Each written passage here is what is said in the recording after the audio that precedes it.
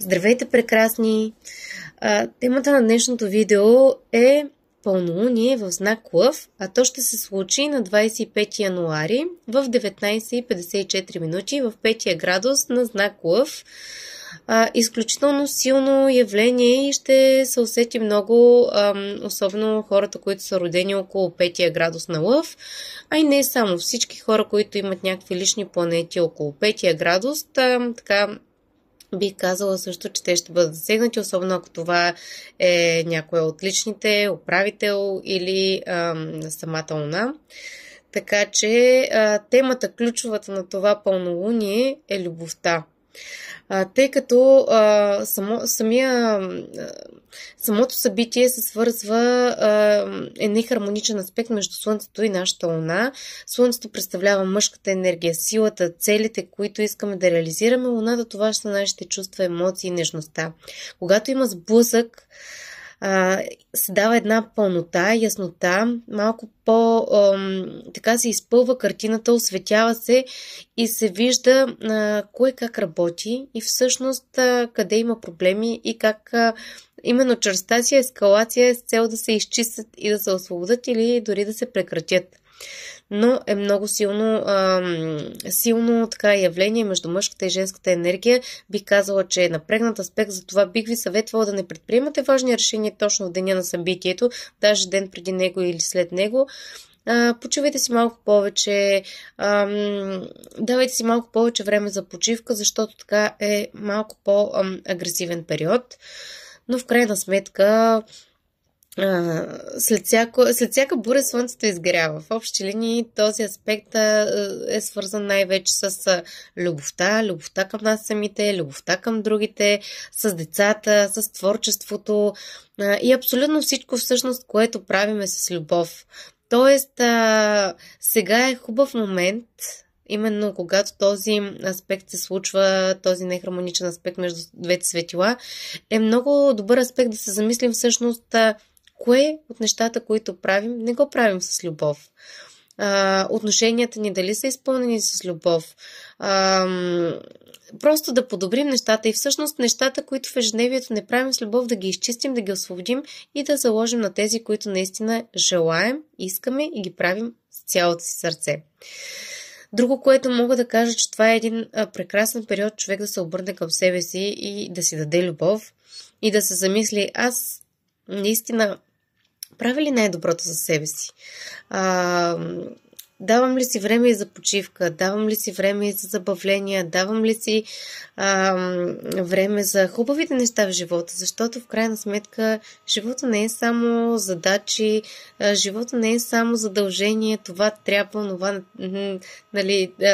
е нужно да се свърши, а просто така бих казала, че точно това е период да се замислим какво желаеш да правиш, какво желаеш да твориш. Темите също са свързани с бременност, раждане, деца, забавления, лотария, късмет. Това е фокуса на това пълнолуние и наистина да се замислим по тези теми, главно особено свързани с любовта и къде всъщност какво можем да променим, за да се случват нещата с любов. Друго, което мога да кажа към това пълнолуние, че самата Луна, освен че е в опозиция с Слънцето, тя е в опозиция и с Плутон, което допълнително нагнетява обстановката и дава така силен тласък за промяна, трансформация, защото от една страна Луната е в опозиция, напрегнат аспект с Плутон, а Слънцето се слива с него, което дава един вид допълнително власт, контрол, с цел трансформация, с цел освобождаване, с цел промяна, освобождаване на негативни вярвания, на вътрешни страхове, с цел просто трансформация, освобождаване. Друго, което искам да кажа, че да, хората, които имат лични планети около 3 и 7 градус, да обърнат внимание, защото така те ще бъдат засегнати, особено тези, които са в знак Лъв. Също ще им повлияе по-силно това пълнолуние. Може да се почувстват така по-напрегнати. В същото време пък Слънцето прави един позитивен аспект секстил с Сатурн, което пък от своя страна това е хубав аспект, който наистина да помислим какво искаме, какви цели искаме да постигнем, как да си го опишем, да помислим, какво искаме, какво всъщност наистина искаме да правим с любов, какво искаме да правим, което идва от сърцето ни, което силно го желаем, искаме да творим, да го осъществим. Наистина напишете си ги на един лист и помислете как това може да стане. Защото, щом едно желание се дава, то явно може да се сбъдне. В смисъл, няма случайни неща. Аз все повече се убеждавам колко работи тази синхроничност.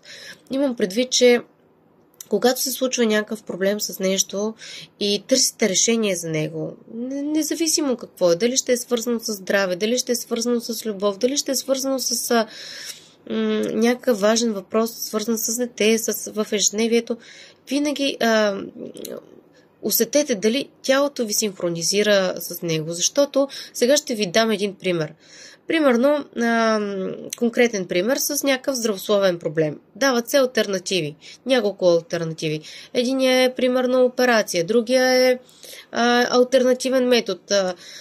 Третия е чрез медитивни практики. Просто усетете, когато помислите за нещо, кое ви прира на вашата чистота? Кое усещате, че е правилното за този момент? Това не значи да изключвате и да сте крайни в нещата, които правите, но просто усетете тази синхроничност. Кое? И това ще ви покаже именно в този момент, кое е правилното за вас. Не се насилвайте. Примерно, в отношенията нещо не върви, нещо не е окей. И примерно вие сте осъзнали, че може би е дошло време за някаква раздяла или за някакъв приключване на нещата, но просто още не го усещате, че това е момента. Окей, не го правете. Важното е, че вътрешно сте в хармония, че вътрешно сте взели решение. Всяко нещо си идва в правилния момент. Просто не насилвайте, не пришпорвайте нещата, защото всяко нещо се случва в правилното време, на правилното място. Няма случайни неща. Просто това, Вселената е наистина изключително силно, енергийно и абсолютно всичко, което мислим, вибрациите абсолютно влияят изключително много, но естествено няма как само с мислене да се случват нещата, трябва и действие, а именно това подпомага реализирането на нещата, които искаме да се случат.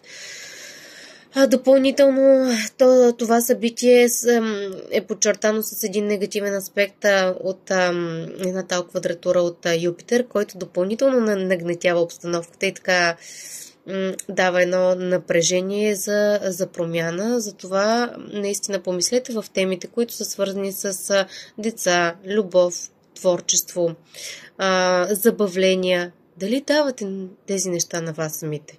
Защото в един момент, в крайна сметка, живота не е вечен. Нека не се съблуждаваме. Живота не трябва да го живеем просто защото трябва, а просто защото наистина помислете какво наистина искате да направите. Защото това ви се дава отгоре. Това е вашата мисия. Това е нещото, което е за вас. Правете го, обичайте се и бъдете щастливи.